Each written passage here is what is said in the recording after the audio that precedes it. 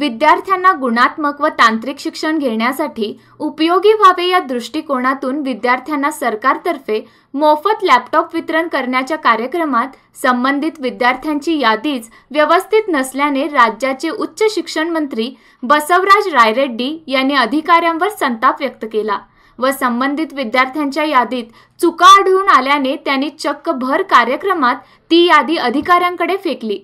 मंत्री महोदयांचा हा रुद्रावतार पाहून अधिकाऱ्यांची पाचावर धारण बसली, त्यामुळे कार्यक्रमात काही काळ गोंधळ माजला होता। कर्नाटक सरकारतर्फे या वर्षापासून सरकारी पॉलिटेक्निक व पदवीपूर्व महाविद्यालयात शिक्षण घेणाऱ्या अनुसूचित जाती जमातीतील विद्यार्थ्यांना व मोफत लॅपटॉप वितरणाचा कार्यक्रम मंगळवारी कुमार गंधर्व रंगमंदिरात आयोजित करण्यात आला होता, पण या दरम्यान केवळ सरकारी पॉलिटेक्निक विद्यार्थ्यांचीच नावे या यादीत होती व पदवीपूर्व विद्यार्थ्यांच्या नावांचा उल्लेखच यामध्ये नव्हता।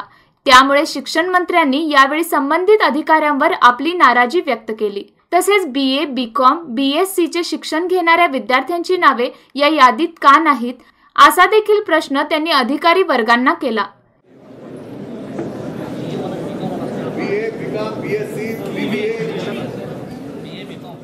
यावेळी जिल्ह्यातील एकूण 23 सरकारी महाविद्यालयातील 882 विद्यार्थ्यांना लॅपटॉप वितरित करण्यात आले।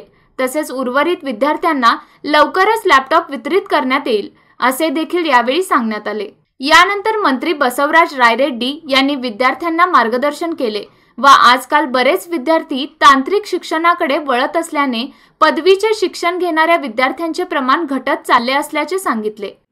ಈ ಜಾಗತಿಕ ಸ್ಪರ್ಧೆಯಲ್ಲಿ ನಮ್ಮ ವಿದ್ಯಾರ್ಥಿಗಳನ್ನು ನಾವು ತಯಾರು ಮಾಡದೇ ಇದ್ದರೆ ಯಾವುದೇ ಪ್ರಯೋಜನ ಆಗೋದಿಲ್ಲ।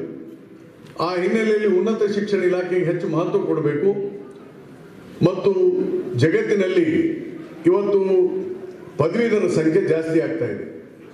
ನಮ್ಮ ದೇಶದಲ್ಲೂ ಕೂಡ ಪದವೀಧರ ಸಂಖ್ಯೆ ಜಾಸ್ತಿ ಆಗಬೇಕು। ಆ ಹಿನ್ನೆಲೆಯಲ್ಲಿ ಹಲವಾರು ಕಾರ್ಯಕ್ರಮಗಳನ್ನು ನಾವು ತೆಗೆದುಕೊಂಡಿದ್ದೇವೆ। या प्रसंगी व्यासपीठावर सरकारी पॉलिटेक्निकचे प्राचार्य YN दोड्डमनी, जिल्हा पंचायत अध्यक्षा आशा आयोळे आदी उपस्थित होत्या।